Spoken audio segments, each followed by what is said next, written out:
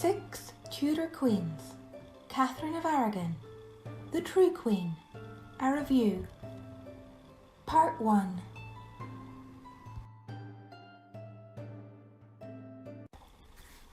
Today I want to talk about the first book in the series Six Tudor Queens. This book is Katherine of Aragon, the True Queen, by Alison Weir. This video has been broken into two parts because it is so long. The second part of this review will come out next week. This video will be the first in a series covering Alison Weir's Six Tudor Queen books and her other novels. I love her as an author, both of historical fiction and normal history books. When I first bought this book, I thought it was a normal history book and I bought it on Audible for white noise while I did university work. But I was pleasantly surprised to find out it was a historical novel. I love this book. I just finished my fourth read-through of it and it gets better every time. Every time I read it, the characters all get more depth. I have always had a deep affection and affinity for Katherine of Aragon because we both grew up in the south of Spain and we both moved to the UK on our own aged 16. I will always be an Anne Boleyn fangirl, but Katherine of Aragon is a very close second. The book starts with the young Infanta of Spain, Catalina, sailing to England at 16 to marry Prince Arthur, the Prince of Wales, who she has been betrothed to since the age of 3. Prince Arthur is sick, however, and unable to consummate their marriage. She finds it hard to talk to him, as they have to speak either Latin or French, and she finds adjusting to the English weather very difficult. Catalina, now calling herself Catherine, suffers from homesickness, but takes comfort in her friend Maria de Salinas, and makes friends with Margaret Pole while at Ludlow Castle. She also makes friends with Queen Elizabeth of the House of York, but before she can settle into any sort of role, Prince Arthur dies, and she is suddenly uncertain of her future in England. She moves back to London and is unsure whether she will be sent back to Spain. Soon after this, Queen Elizabeth dies. Queen Elizabeth was Catherine's great champion, and she is left very adrift in a state of increasing poverty because Henry VII refuses to pay her allowance, because her father, King Ferdinand, refuses to pay her remaining dowry. She is in limbo. Catherine is batted about by both men as a political pawn. Henry VII tries to betroth her to himself, a thought that rightly disgusts poor young Catherine. Luckily, Catherine's mother Isabella refuses to contemplate such an idea, and failing to marry her himself, Henry VII betroths her to his son, Prince Henry, but refuses to let them spend any time together. And as the years go by, it becomes apparent to Catherine that Henry VII has no intention of letting his son marry her. During this period of years, Catherine sinks into a slight depression. The book covers this part of Catherine's life in great detail, for which I am very happy because there is a lot of intrigue going on. It is a very interesting time. I really liked meeting Friar Diego. He is such a sleazeball. But what I really loved about this book was finally getting to meet Catherine's sister, Juana la Loca. Though I wish the scenes with Juana were more detailed. I really love Juana. She is a person from history that completely fascinates me. If anyone is interested, there is an amazing Spanish movie called Mad Love about her life, which came out in 2001. It is available with English subtitles, but copies with subtitles are hard to find online. If you speak Spanish, I highly recommend it. I also really enjoyed the drama when Francesca de Cáceres marries the old banker, and the plot Doña Elvira cooked up to get Catherine to the Low Countries. They are all very enjoyable, and it was my first time hearing about them in great detail in this book. Henry VII eventually dies, and the 18-year-old Henry VIII swoops in to rescue the now pauper princess, and she falls head over heels in love with him. There is no doubting it. She even likes his high voice, which in the second book Anne describes as too high and girlish for such a large man. Catherine is smitten, and so is Henry, and they enjoy a golden few years. Very golden for Catherine, because at this point in the story, she still holds a large amount of sway over the young, naive Henry VIII. After the coronation, Catherine convinces Henry to join up with her father, King Ferdinand, to fight the French, with absolutely no benefit to England. Henry willingly goes along with it until he realizes Catherine has kind of been manipulating him. Not that she overly knew what she was doing, I think in some way she was just trying to help her father.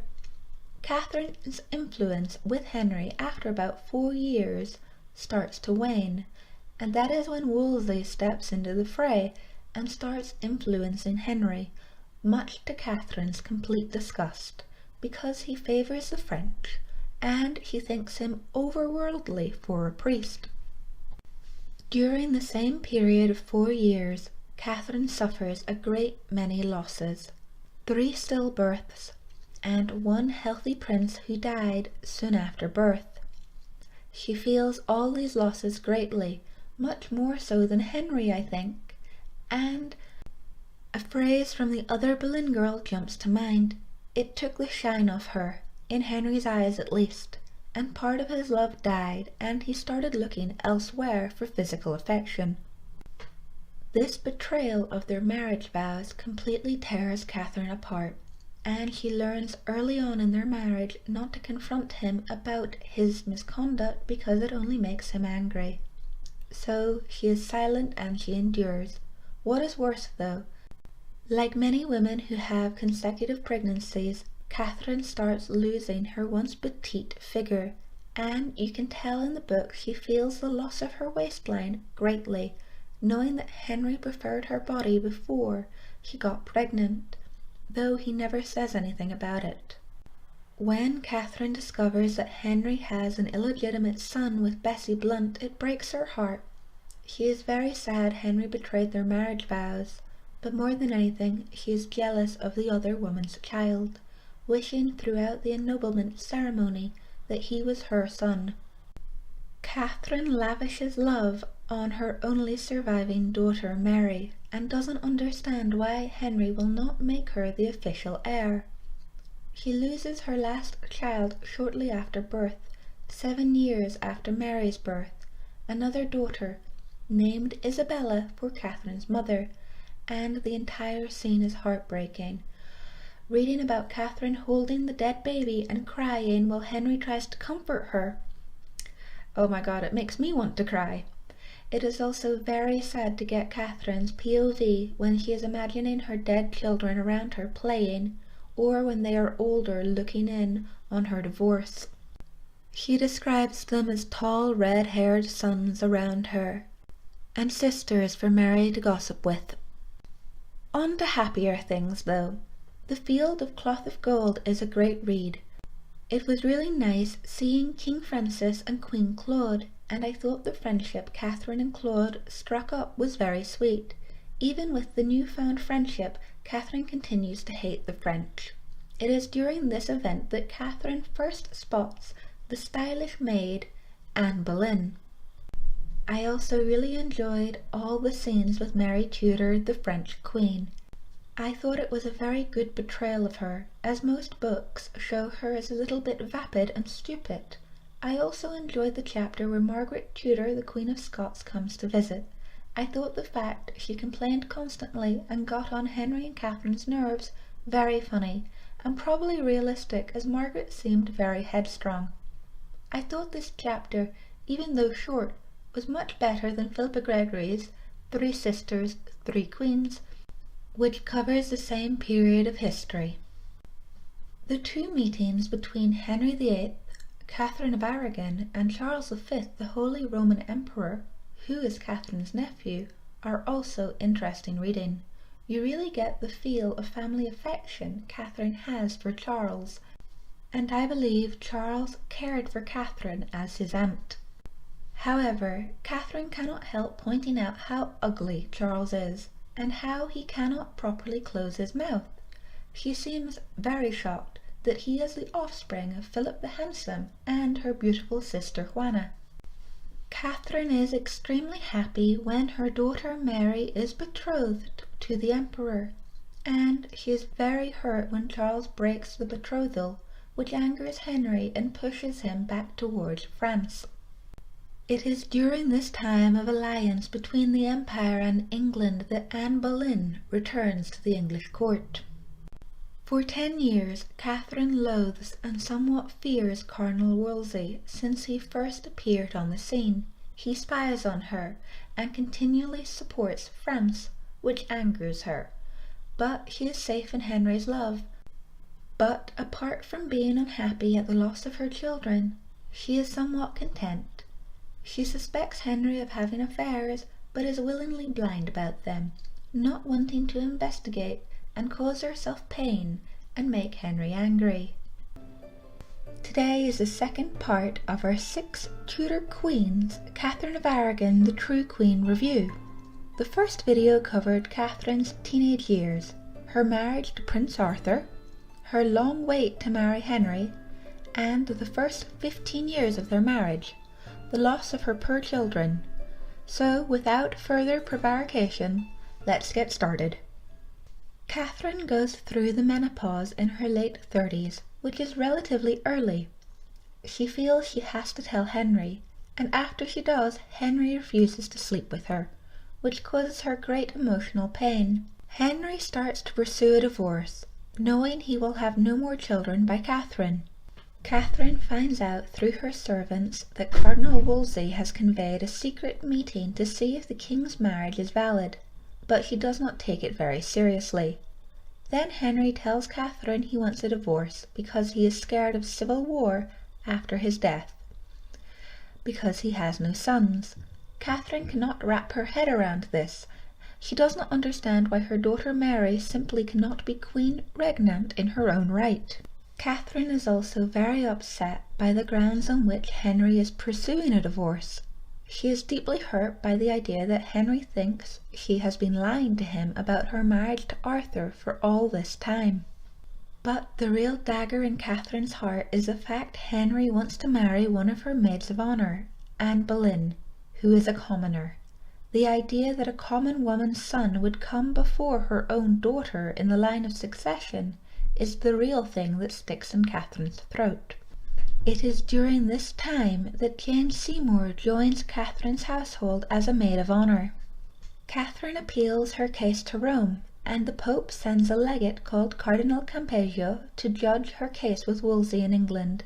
The scene where Catherine addresses Henry in open court and makes her famous moving speech is very touching, and it was great getting a POV of her during this speech, when she thinks to herself, early on, that this appeal to Henry was a bad idea, but she is in public and cannot back down, so she keeps going, knowing that Henry is going to be very angry at her. I think during this time of the trial and afterwards during the appeal to Rome, Catherine becomes a little deluded. Catherine should have realized that the king wanted rid of her no matter what because he wanted an heir. This should have become very clear when the two cardinals suggest she enter a convent. Catherine didn't have to enter a convent, however. She could have simply agreed to the separation due to consanguinity like Eleanor of Aquitaine and Louis VII of France.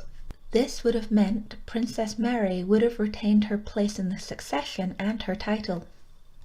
I feel also, with all the delays by the Pope, Catherine should have realized earlier on that the Emperor Charles, no matter how much he loved her as his aunt, was prepared to do very little to help her. I know Catherine was fighting for her daughter's rights, but I think her stubbornness did Mary far more harm than good, as if the marriage had been dissolved earlier, Mary would have kept her title of princess. Catherine realizes how much distress the divorce is causing Mary, but does nothing to stop it. She does try to shield her child, which is admirable, but never once realizes she holds the power to stop her child's worries by granting a divorce. But hindsight is always 20/20, and all I can really say is I do not have Katherine of Aragon's conviction. Henry moves Katherine to smaller and smaller palaces, further and further away from the court, and she is very out of touch with the political scene, and I feel this adds to her sense of delusion. Katherine doesn't even realize after Anne is crowned and pregnant that Henry will not return to her, no matter what the Pope rules. During this time, Henry starts dismissing Katherine's close friends like Maria Willoughby, and prevents Katherine seeing her daughter, which is very cruel because Katherine lives in fear of Mary being poisoned. The Act of Succession is brought in by Parliament to say that the king's marriage to Anne Boleyn is valid and Katherine is now to be known as the Princess Dowager, and that Mary is deprived of her title of Princess. The most importantly, Henry is head of the Church of England. This enrages Katherine, and she refuses to swear the oath, and there is a lot of fuss about her servants swearing the oath, but the servants do it in the end. The Spanish servants do a play on words, only swearing that they acknowledge the king has made himself head of the church. As a Spanish speaker, I found this amusing. During this time of oath-taking, Katherine does a horrible thing. She urges her teenage daughter Mary to seek martyrdom, instead of taking the oath, as she herself is doing. Katherine is heartbroken at this decision she has taken, but it is an appalling thing to urge a beloved child to do, and this action by Katherine is the only time in the 4 readings of this book I do not like her or agree with any of her decisions. Katherine refuses to let anyone call her by the title Princess Dowager, and sinks into a depression. She is separated from her daughter, her friends, and her husband. She is moved to a very dilapidated old castle, which is damp, and she becomes sick because of it. She sends a request to Henry to move her to a better house, but he refuses, and he sends the Duke of Suffolk to escort her to an even more dilapidated castle. Katherine refuses to go and locks herself in her bedroom for 2 weeks over Christmas. I know she was trying to make a point with this gesture, but honestly, I feel like she should have given in long before this point. She is acting like a teenager. During this time, the Duke of Suffolk is shocked by how old and thin Katherine looks, explaining the king is under the delusion that she is fighting fit and willing to make war on him, and that is why he is being so cruel. Katherine is still in touch with her ambassador Chapuis, while she is confined to this dilapidated castle, and he continually contrives to try and get her to get the emperor to declare war on England, and she refuses to do so, saying that she will not cause harm to any living creature, something that is very admirable given her circumstances. I don't know if I would have been as charitable as she. Henry gives in slightly and moves Katherine to a nicer palace, but because she will still not allow anybody to address her as the Princess Dowager, she is confined to only 2 rooms to avoid an ugly conversation with her castellans. It becomes very obvious in this part of the book she could make all her problems go away by simply giving in to the king's demands, and I admire her strength, keeping to her resolve not to give in. This woman had a backbone made of steel. Katherine starts suffering from bad heart palpitations and shortness of breath. She cannot exert herself in any way, but when she hears her daughter Mary is sick and perhaps close to death from poison, she goes on a letter-writing campaign, writing to Cromwell, Chapuis, and anyone she can think that might convince the king to let her go to her daughter. Henry still will not let her see Mary, so she sends her own doctor instead, leaving her without her primary physician even though she is unwell herself. Motherly love is very strong.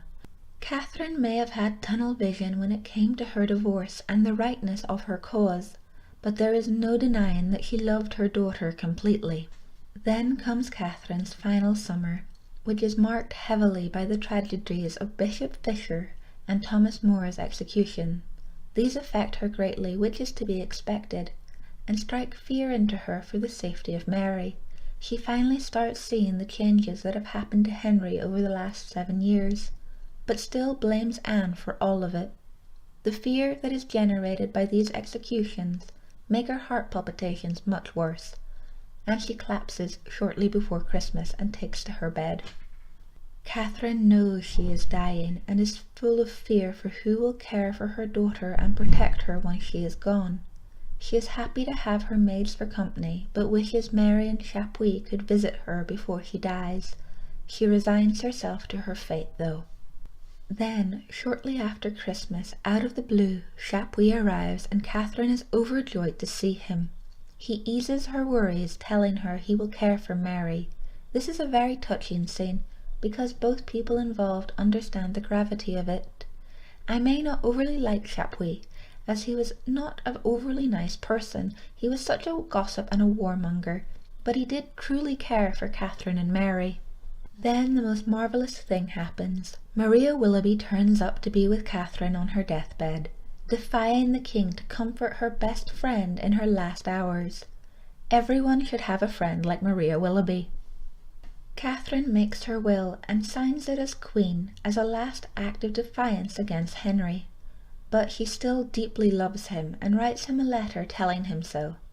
After this she feels at peace and receives the last rites, gently slipping into death. Her last thoughts are looking forward to seeing her parents and her brother and all the children she has lost. She sees young children and angels lifting their arms to her. It is a very poetic end, and I feel it apt because Catherine was so religious. I like to hope that she was reunited with her lost children. I am not a religious person, but it is comforting to think that she found some peace after enduring so much sorrow. I really love this book. I consider it a masterpiece of historical fiction, and I give it 10 out of 10, and I will probably reread it again in a few years for the 5th time. This is the end of the second part of this book review. If you enjoyed it, please like, comment and subscribe to this channel so you won't miss our next video in the series, Anne Boleyn, the King's Obsession. You can also follow me on Instagram at Lady Jessica Riddell. Until next time, stay humble and loyal. Bye!